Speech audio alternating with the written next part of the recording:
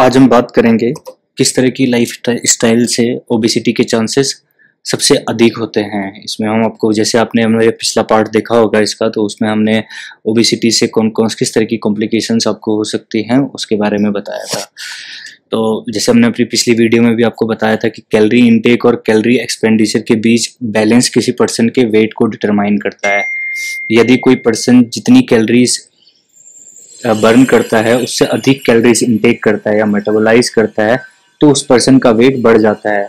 Body जो है वो एक्सेस एनर्जी को फैट के रूप में स्टोर कर देता है। यदि कोई पर्सन मेटाबोलाइज से कम कैलोरीज इनटेक करता है तो उसका वेट कम होने लग जाता है। इसलिए ओबेसिटी का सबसे कॉमन कारण जो है वो ओवर ईटिंग और फिजिकल इनएक्टिविटी है।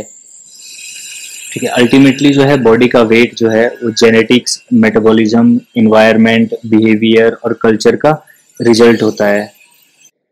तो जो सबसे पहला रीज़न होता है हमारी बॉडी जो ओबेसिटी की तरफ बढ़ती जाती है उसका रीज़न होता है फिजिकल इनएक्टिविटी। तो फिजिकल इनएक्टिव लोग जो भी होते हैं वो एक्टिव लोगों की जो कंपैरिजन में है वो कम कैलोरीज बर्न करते हैं। जो national health and nutrition examination survey है, इनमें दोनों जेंडर्स में, मेल और फीमेल में, फिजिकल इनएक्टिविटी और वेट बढ़ने के बीच जो है एक स्ट्रॉन्ग कोलेरेशन को इन्होंने दिखाया है कि इन दोनों के बीच का जो कनेक्शन है वो बहुत ही स्ट्रॉन्ग है। ठीक है, फिजिकल इनएक्टिव रहने से जो है हमारी बॉडी में बहुत सारे नेगेटिव इफेक्ट्स होते हैं, जैसे कि हमारे लंग्स पे जो उसका इफेक्ट होता है, लंग्स जो है वो कम ऑक्सीजन प्रोड्यूस करने लग जाते हैं। जिससे क्या होता है, ब्लड में अगर लो ऑक्सीजन होगा तो ब्रीथिंग प्रॉब्लम्स और एयर हंगर, मतलब ये महसूस करना कि आप इनफ एयर में सांस नहीं ले पा रहे हैं, इन सब का कारण बन जाता है। इसके अलावा ये आपकी स्किन, लिप्स, फिंगर नेल्स का रंग जो है वो नीला हो जाता है। इससे ये हाई कार्बन डाइऑक्साइड जो है लेवल तेजी से सांस हमारी बढ़ाता है और भ्रम पैदा करने जैसी प्रॉब्लम्स को ये बढ़ा देता है। उसके अलावा इसका जो इफेक्ट होता है, नेगेटिव इम्पैक्ट होता है, वो होता है आपकी स्किन पे। न्यूट्रिएंट्स की कमी हो जाती है तो क्या होता है कि अनहेल्थी स्किन और हेयर जो होती है, थकावट, सरदर्द, मूड आपका फ्लक्चुएट होना और कंसंट्रेशन में डिफिकल्टीज जैसी प्रॉब्लम्स को लीड करता है। इसके बाद जो आता है वो है मसल्स और जॉइंट्स। जब हमारी मसल्स यूज़ नहीं होती हैं, तो मतलब हम यूज़ नहीं करते अपने मसल्स को, फिजिकली इनएक्टिव रहते हैं, तो मसल मास लॉस होना जो है वो स्टार्ट हो जाता है और हम वेट तो आसानी से गेन कर लेते हैं, लेकिन हमारे मसल्स और जॉइंट्स जो है उतने ही वीक होते जाते हैं। इसके बाद जो इसका इफेक्ट होता है वो होता है आपके हार्ट पे। हार्ट की जो मसल्स है वो कमज़ोर होने लग जाती है और बेसिक जो एक्टिविटीज़ को करने के लिए स्ट्रेस ज़्यादा होने लग जाता है हमें, तो ये स्ट्रेस को भी बढ़ा देते हैं। स्टमक और इंटेस्टाइन पे इसका इफेक्ट ये होता है कि आपको कॉन्स्टिपेशन का इश्यूज होने लग जाएंगे। इसके अलावा ये आपके बोन्स को भी कमज़ोर कर देता है, जिससे ऑस्टियोपोरोसिस के चांसेस आपके बढ़ जाते हैं। ठीक है, इसके अलावा इसका अदर ऑर्गन्स पे भी इफेक्ट होता है कि हमारी ओवरऑल बॉडी को जो है वो वीक होने लग जाती है और कोई भी डिजीज इजीली होने लग जाती है हमारी बॉडी में। मतलब अलग अलग टाइप के कॉम्प्लिकेशन, जैसे हमने पहली वीडियो में बताया था, वो कॉम्प्लिकेशंस आपको होने लग जाते हैं। इसके बाद जो सेकंड रीजन होता है वो होता है ओवर ईटिंग। ओवर ईटिंग से वेट बढ़ता है, खासकर अगर डाइट में फैट अधिक हो। हाई फैट और शुगर फूड्स, जो कि अगर आप एग्जांपल देखें तो फास्ट फूड, फ्राइड फूड और स्वीट्स में जो होता है वो हाई एनर्जी होता है। ठीक है, हाई एनर्जी डेंसिटी होता है। ऐसे फूड्स जिनमें बहुत स्मॉल अमाउंट में कैलोरीज होती है। ठीक है, काफ़ी सारी जो स्टडीज़ है उनसे पता चलता है कि मतलब जो हाई फैट डाइट है उनसे भी वेट बढ़ता है। वो बहुत ज़्यादा कंट्रीब्यूट करते हैं वेट बढ़ाने में, जितने भी आपकी हाई फैट डाइट होती है। ठीक है, अब अगर हम बात करें गैस्ट्रो इंटेस्टिनल ट्रैक्ट के पास जो न्यूट्रिएंट्स अमाउंट को ऑब्जर्व करने की कैपेसिटी होती है वो बहुत ज़्यादा होती है। मतलब ये आपके न्यूट्रिएंट्स जो आपने लिए हैं उनको एब्जॉर्ब करता है बॉडी में। जो बॉडी फैट में, जिसकी वजह से क्या होता है, लार्ज इंक्रीज होने लग जाता है, आपका बॉडी फैट परसेंटेज एकदम से राइज करने लग जाता है। इंक्रीज एनर्जी जो इनटेक आप कर रहे हैं और एनर्जी जो आप बर्न कर रहे हैं के बीच भले ही जो है माइनर ही हो, लेकिन बहुत क्रोनिक जो है वो डिफरेंस पैदा कर देता है। ठीक है, क्रोनिक डिफरेंसेस उसमें पैदा कर देता है। अब अगर आप एग्जांपल के लिए देखें कि एक साल में अगर डेली कैलोरीज बर्न करने से 5% अधिक आप कैलोरीज इनटेक करते हैं, मतलब आपने जितनी कैलोरीज बर्न की है उससे 5% आप अगर अधिक इनटेक कर रहे हैं, तो ये एडिपोज टिश्यूज में अप्रोक्सीमेटली आपका 5 kg तक का गेन प्रमोट कर सकता है। वहीं अगर आप 30 सालों तक कंटिन्यू डेली कैलोरीज बर्न करने से 8 कैलोरीज भी ज़्यादा लेते हैं, 30 सालों तक आप डेली बेसिस पे अगर 8 कैलोरीज ज़्यादा ले रहे हैं, ठीक है, तो आपका बॉडी वेट 10 किलो तक इंक्रीज हो सकता है। ये जो क्या करता है, ये रिप्रेजेंट करता है कि वेट गेन का एवरेज अमाउंट 30 सालों के पीरियड के दौरान होता है, जो कि 25 और 55 ईयर्स की उम्र में अधिक होता है। तीसरा जो रीजन होता है वो है जेनेटिक्स। पेरेंट्स में से या तो एक या दोनों अगर ओबीज होते हैं तो उस पर्सन में ओबेसिटी डेवलप होने का खतरा जो है वो अधिक रहता है। जेनेटिक्स भी फैट रेगुलेशन में इन्वॉल्व हार्मोन को इफेक्ट करते हैं। एग्जाम्पल के लिए अगर आप देखें तो ओबेसिटी का एक जेनेटिक कारण जो है वो है लेप्टिन की कमी। लेप्टिन फैट सेल्स और प्लेसेंटा में प्रोड्यूस होने वाला एक हार्मोन है, ठीक है। जब बॉडी में फैट स्टोरेज बहुत अधिक होता है तो लेप्टिन का जो है ब्रेन को कम खाने के लिए सिग्नल देता है। लेप्टिन आपका बेसिकली आपके हंगर को डाउन करता है, कंट्रोल करता है, ठीक है। तो ये क्या करता है, लेप्टिन जो है वो ब्रेन को कम खाने के लिए सिग्नल देकर वेट को कंट्रोल करता है। यदि किसी कारण से बॉडी में पर्याप्त लेप्टिन का प्रोडक्शन नहीं होता है तो ये लेप्टिन ब्रेन को कम खाने के लिए सिग्नल नहीं दे पाता है, तो क्या होता है, ओवर ईटिंग होती है उससे, तो कंट्रोल लॉस्ट हो जाता है और ओबेसिटी जैसी प्रॉब्लम्स बढ़ जाती है। ओबेसिटी के ट्रीटमेंट के रूप में जो है वो लेप्टिन रिप्लेसमेंट का एक बहुत बड़ा रोल है। अगर आप रिसर्चेस देखेंगे तो उसमें भी लेप्टिन रिप्लेसमेंट जैसे ट्रीटमेंट इसमें होते हैं, ठीक है। चौथा जो इसमें आ जाता है वो है एक डाइट जो सिंपल कार्ब्स के उसमें हाई होती है, जिसमें सिंपल कार्बोहाइड्रेट आपके हाई अमाउंट में होते हैं। वेट बढ़ाने में कार्बोहाइड्रेट का रोल ज़्यादा क्लियर नहीं है।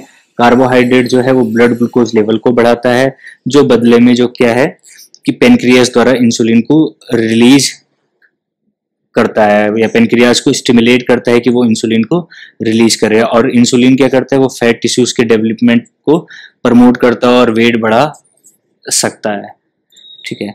अगर साइंटिस्ट ने जो रिसर्च किया है उस पर आप देखें तो सिंपल कार्बोहाइड्रेट जैसे कि आपका शुगर है, फ्रुक्टोज है, डिजर्ट्स जो आपके आते हैं, सॉफ्ट ड्रिंक्स है, बियर है, वाइन ईटीसी जो है, ये सिंपल कार्बोहाइड्रेट में आते हैं और ये वेट बढ़ाने में बहुत ज़्यादा कंट्रीब्यूट करते हैं।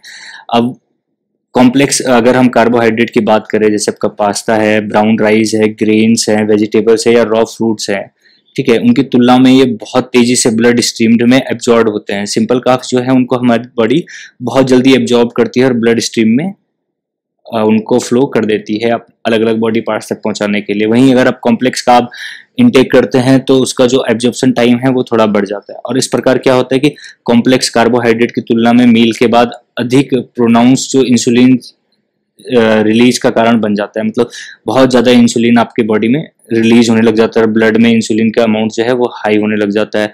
कुछ साइंटिस्ट का मानना है कि ये हाई इंसुलिन जो रिलीज है वो वेट बढ़ाने में कंट्रीब्यूट करता है। उसके बाद जो है फ्रीक्वेंसी ऑफ ईटिंग, जो पांचवा रीजन है वो है कि आप दिन में कितनी बार आप मील लेते हैं अपनी। तो खाने की फ्रीक्वेंसी का सीधा मतलब वही है कि दिन में कितनी बार आप मील लेते हैं।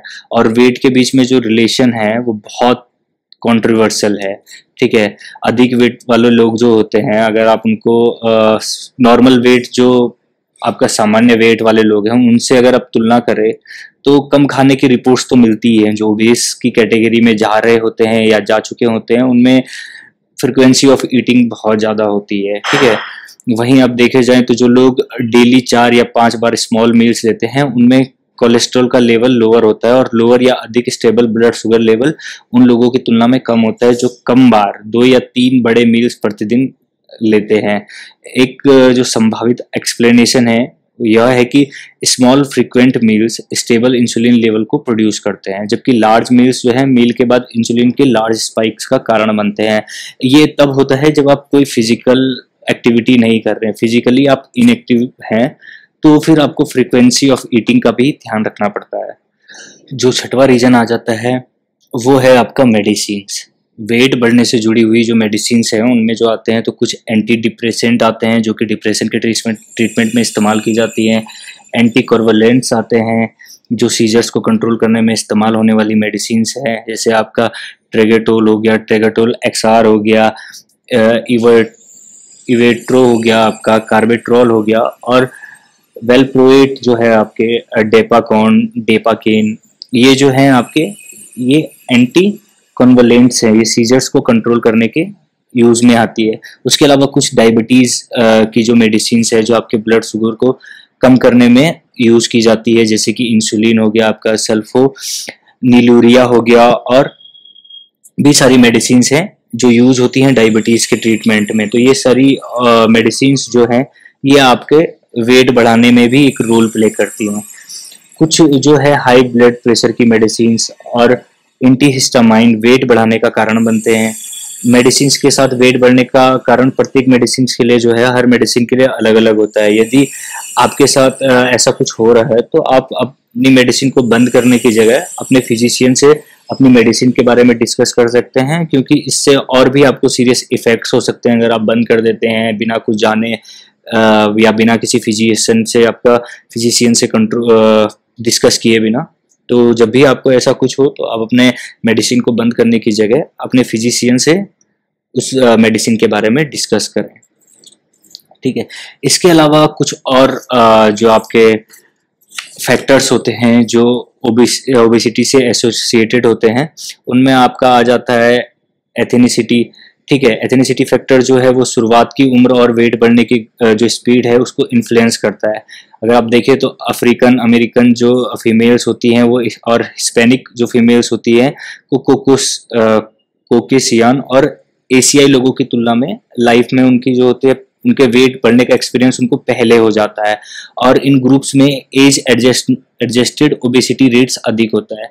नॉन हिस्पैनिक जो ब्लैक पुरुष है और हिस्पैनिक पुरुष है उनमें obesity rate non Hispanic white पुरुषों की तुलना में अधिक होता है, लेकिन प्रिविलेंस में डिफरेंस महिलाओं की तुलना में काफ़ी कम होता है। उसके अलावा जो आ जाता है वो है चाइल्डहुड वेट। चाइल्डहुड या टीनेज और अर्ली एडल्टहुड के दौरान जब किसी पर्सन का वेट भी उस एडल्ट ओबेसिटी के डेवलपमेंट को इन्फ्लुएंस कर सकता है, इसलिए चाइल्डहुड ओबेसिटी के प्रिवेलेंस को कम करना ओबेसिटी के खिलाफ जो है उसके अगेंस्ट फाइट में फोकस करने वाले एरियाज में से एक है। जैसे एग्जांपल के लिए आप अगर 20वें दशक की शुरुआत में जो है माइल्डली ओवरवेट होना 35 साल की उम्र तक ओबेसिटी के पर्याप्त इंसिडेंस से जुड़ा हुआ था, मतलब उस टाइम तक आप 35 साल की उम्र के बाद जो है वो ओबेसिटी के चांसेस बढ़ने हो जाते थे। वहीं ओल्डर चाइल्डहुड के दौरान जो है ओवरवेट होना एडल्ट ओबेसिटी का हाईली प्रिडिक्शन है, खासकर यदि पेरेंट्स भी ओबेस हो, ठीक है। टीन एज ईयर्स के दौरान ओवरवेट होना भी एडल्ट ओबेसिटी का ग्रेटर प्रिडिक्टर है, ठीक है। उसके अलावा हार्मोन्स भी डिपेंड करते हैं हमारी ओबेसिटी को बढ़ाने में। प्रेगनेंसी के दौरान या मेनोपॉज और कुछ केसेस में ओरल कॉन्ट्रासेप्टिव्स मेडिसिन के यूज से महिलाओं में जो है वो वेट विशेष रूप से बढ़ने लग जाता है। अगर आप देखें तो लोअर डोज एस्ट्रोजन पिल्स जो होती हैं कि उसकी अवेलेबिलिटी के साथ वेट बढ़ना उतना बड़ा रिस्क नहीं है, उससे उतना बड़ा रिस्क नहीं होता है वेट बढ़ने का, लेकिन कुछ कुछ केसेस में प्रेगनेंसी या मोनोफेज या कोई भी किसी भी तरीके की ओरल कॉन्ट्रासेप्टिव मेडिसिन लेती हैं तो वो आपका वेट बढ़ाने में वो भी एक रोल प्ले करता है, ठीक है। तो अब जो इसका तीसरा पार्ट होगा उसमें हम आपको बताएंगे कि कैसे आप इस ओबेसिटी के रिस्क को कंट्रोल कर सकते हैं या कम कर सकते हैं, ठीक है। तो उसके लिए आप हमारा अगला पार्ट भी देखिएगा। इस पार्ट से रिलेटेड आपके कोई भी क्वेश्चन होते हैं, सजेशंस होते हैं, डाउट होते हैं तो आप हमसे शेयर कर सकते हैं।